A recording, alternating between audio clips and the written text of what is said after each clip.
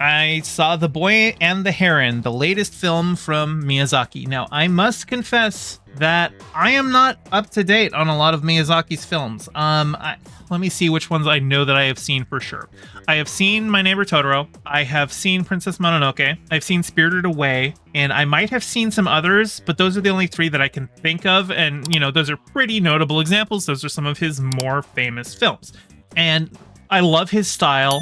It is a very, very distinct style. It has so much character to it. I love I love the short old people that that are always in his movies. That they kind of it feels very like there's a group of maids in this movie that felt to me like they were this film's version of like the Seven Dwarfs, because Japanese animation has its roots in Walt Disney coming to Japan, or at least, Disney's animated portfolio coming to Japan. A lot of that stuff is heavily influenced by old Disney movies, and a lot of the ways that old short people appear in Miyazaki films feels like that. So I really I enjoy that. And it's kind of an isekai because it's about, a boy who ends up going into another world and dealing with that world's fantastical rules.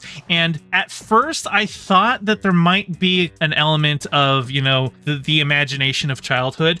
And like in My Neighbor Totoro, right? Like you can easily read that movie as just the imagination of two girls playing on their own, because anytime anything happens with Totoro or any of the other fantastic elements, it always goes away when the adults show up. Like the giant tree grows in their backyard, but it vanishes by the time the adults show up. Basically, the only thing was like they were able to get to see their mom at the hospital miles away, so how did they travel all that way if they didn't ride the cat bus or whatnot? Little things like that. But for the most part, you can watch Totoro with the read that all of the fantastic scenes are just childhood imagination. I don't think that's the case here. I think the idea of the other world thematically can be read as because the main character, his mother dies in a hospital fire, and basically the entire film is him dealing with that trauma, and the other world is you could see thematically as being there to help him work through his grief through that and try and reconnect with his memory of his mother. But it's more so allegory than a read of how it could have literally happened, where in Totoro you could read it as that's their child's imagination. This is more of a thematic representation of dealing with grief through a fantastical adventure. This film is also set, I think, either right at the end or right after World War II.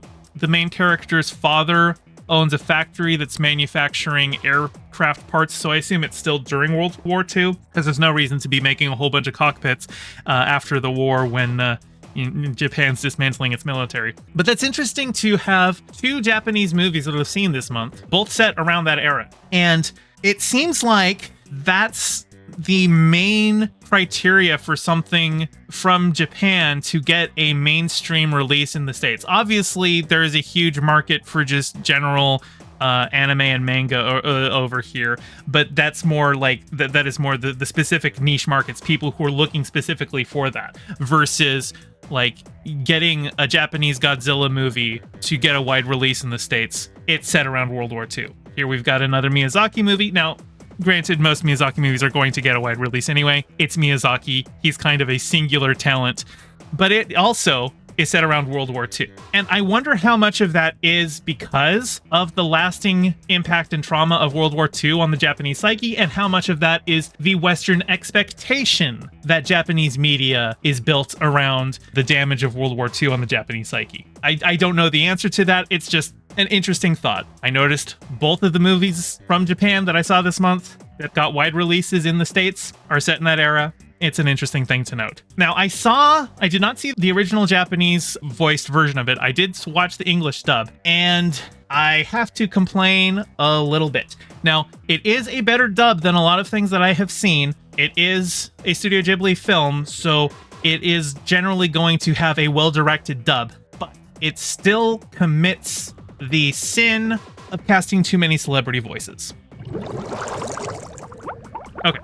So here we have the voice cast. Now, the main character, Mahito, the English voice is Luca Padovan, who I don't know who that is, but we've got Robert Pattinson as the Grey Heron. We have Gemma Chan as Natsuko. We have Christian Bale as the father, who actually, I think Christian Bale, while he has done other Miyazaki films, and that's why I assumed they brought him for this one, I thought he did an actually terrible job as the father. I thought he did not suit the father at all. And part of that was his accent. I think his accent just didn't mesh with everyone else's. Mark Hamill, Florence Pugh, Willem Dafoe, Dave Bautista. Now, I like almost all of these actors, but these are all notable film actors. And this is a problem that animation keeps getting sold by casting notable film actors rather than veteran voice actors. And for a Miyazaki film, you don't need to do that because people aren't going to see a Miyazaki movie for the American dub celebrity voice cast. They're going to see a Miyazaki movie because it's a Miyazaki movie. So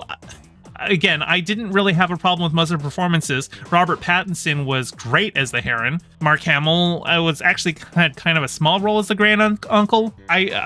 Again, Christian Bale was not good. I don't have an issue with the performances for the voice cast. For the most part, I thought it was mostly fine. I just don't like that veteran voice actors keep getting the shaft in mainstream animated theatrical releases because they want to sell it on the star power of the voice cast. That's not needed here.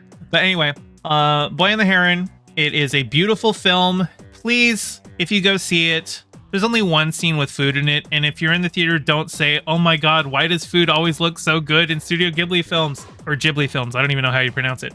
Please don't say that. It's trite, and also the only food that we really see in this movie was, I think, a peanut butter and jelly sandwich that looked a little too goopy for my tastes. So, hey, thanks for watching. Your view means a lot. Don't forget to toss me a like and subscribe and ring the bell. I stream Mondays and Fridays at 5 p.m. Pacific and Sundays at 2 p.m., so catch me live and join in on the convo. You can find all my socials in the description below, and thank you to all my patrons, with a very special shout out to my Whale Shark tier patron Ryan D and my Anemone friend tier patron Pistol Cakes. Your support means the world. Catch you next time.